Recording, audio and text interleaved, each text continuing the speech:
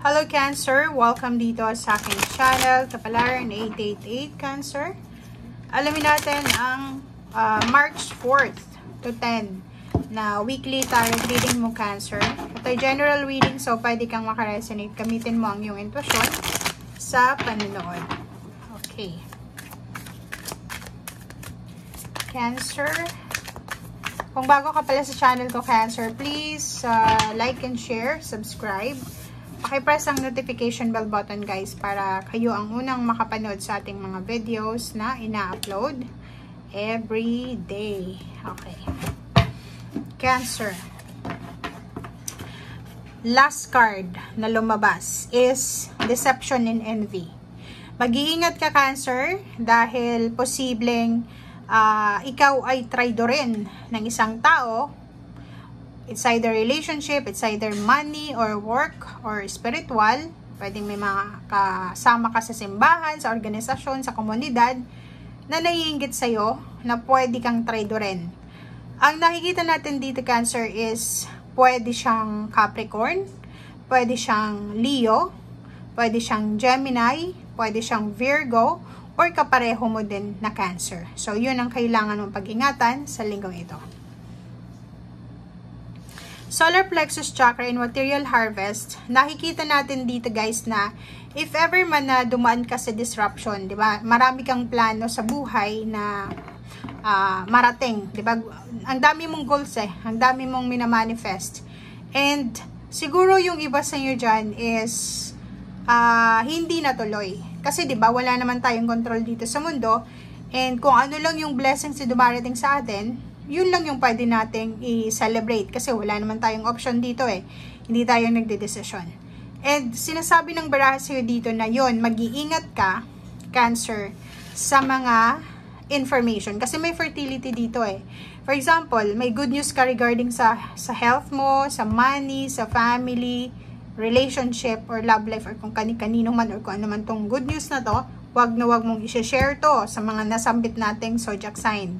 Kasi, hindi lahat ng kausap mo, lalo na Cancer yung mga Leo and Gemini, lalo na yung Virgo, or Capricorn, hindi sila naandyan sa'yo para i-celebrate yung winnings mo, para makipag-celebrate. Naandyan sila sa'yo, yung parang ang feeling mo, suportado ka. Everyday kausap mo, everyday nagkukumustahan kayo, nag-share kayo ng information. Eto, naghahanap lang to ng mga impormasyon galing sa'yo na in case na mag-overshare ka ng information, kawawa ka. Kasi gagamitin niya yun against you.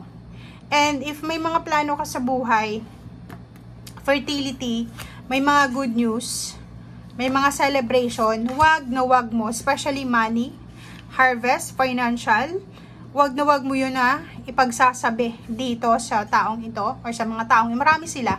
Hindi lang iisa to It's either mag-asawa tong parehong Leo, may anak silang Virgo, may anak silang Gemini, or pwedeng isang Capricorn, or pwedeng isang Taurus, so parang ganun. So, mag-iingat ka dahil etong good news na to, na darating sa'yo, it's either new beginnings sa usaping pera, yung parang celebratory energy na, di ba pag masaya ka, pag alam mo na winning ka, di ba?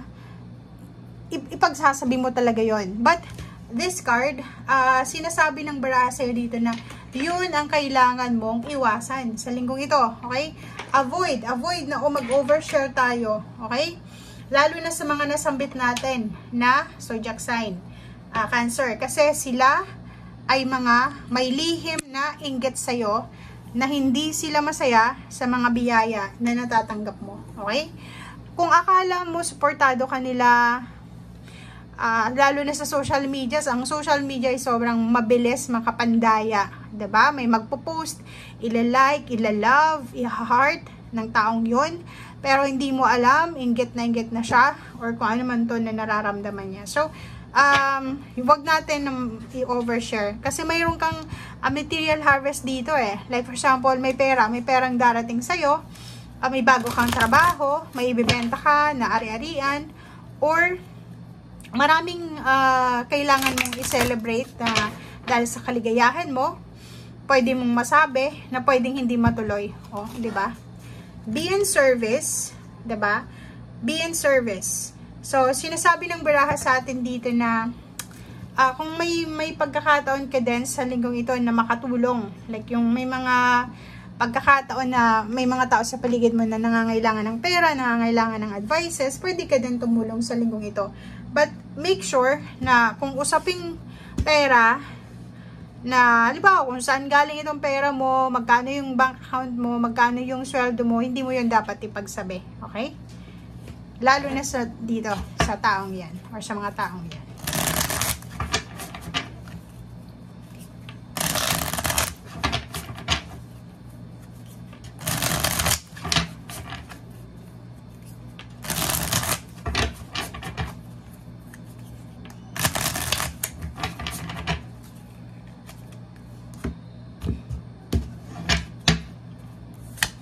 Okay, first card is Six of Swords. Nakikita natin dito na may Cancer na magta-travel. Pwedeng siya ay kasama ang buong pamilya niya, lilipat siya ng ibang tirahan or ibang trabaho, migration, or pwedeng relocation, travel, or pwedeng yun na nga, marami silang kailangan na pagbabago na gawin sa buhay nila, parang ganun. Or ang linggong ito is eto na yung matagal nilang hinihintay. So, pwedeng, for example, gusto mong magtrabaho sa ibang bansa, 'di ba? And may pagkakataon ka na isang company, isang agency ang mag-offer sa'yo ng work, and then pwede mong isama ang buong pamilya mo. 'Di ba? Parang ganun. Oh, wow. So, 'yun. Solar plexus chakra, Three of Cups. It's a confirmation na isang celebratory week ito. Napakagandang linggong ito para mag-celebrate. Diba? May mga travel plans, may mga matagal na kayong hinihintay na success na parang nasa right timing na ngayon. Nasa right timing ng mag-relocation, mag-travel, mag-change ng mindset, ng work, or kung ano man to. Okay? So, comment down below if resonated ka. Kaso lang, yun na nga, may Five of Swords dito. Ang Five of Swords nito, tsaka itong 7 na to ni Deception and Envy, or 7 of Swords, pareho lang naman na wag mong ipagsabi. 'Di ba? Kasi instead na i-congratulate kanila, baka ang marinig mo sa kanila is pababain pa yung loob mo. For example, sabihin mo sa kanila, i-declare mo na, alam mo, pupunta kami ng ibang bansa, doon na kami titira. Nako, baka hindi magustuhan ng anak mo. Nako, baka hindi makaganito ganyan. So, kailangan mong isikreto kung ano man to na mga good news na to. Okay? Seven of Pentacles. Wow. And Knight of Pentacles. So, yun. If ever man na naghihintay ka ng pera, may hinihintay ka Cancer na pera, posibleng may parating tayo ditong pera. So, if halimbawa lang na trinabaho mo na siya, pwedeng yung iba sa inyo dito, retirement, lump sum, inheritance, ano pa ba, back pay, ano pa ba, tax refund, or kung ano man to, bonuses, or kung ano man to na posibleng matanggap mo. Okay? And Knight of Wands, sobra-sobra yung excitement mo dito eh. Sobra kang masaya, sobra kang excited, passionate sa kung ano man to na sisimulan mo.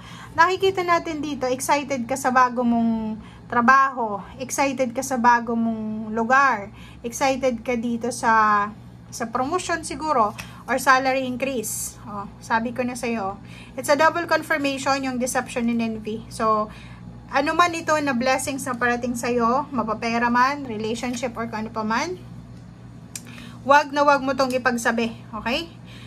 May okasyon na parating. It's either birthday celebration, ano pa ba, wedding anniversaries, and nakikita natin yung graduation in few months.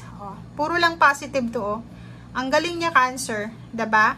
So, sinasabi ng baraha para maiwasan mo yung overthinking and magkaroon ka ng peace of mind. Kasi pag halimbawa na hindi natuloy, na disrupt yung plano mo dahil sa maaga kang nag-declare ng good news, syempre madidisappoint ka, hindi ka makatulog, mahihiya ka. So, make sure na itong mga parating na tong blessing sa buhay mo ay hindi maantala or hindi ito ma-evil eye ng mga tao dyan sa paligid mo. Okay? So, thank you guys and see you again. Bye!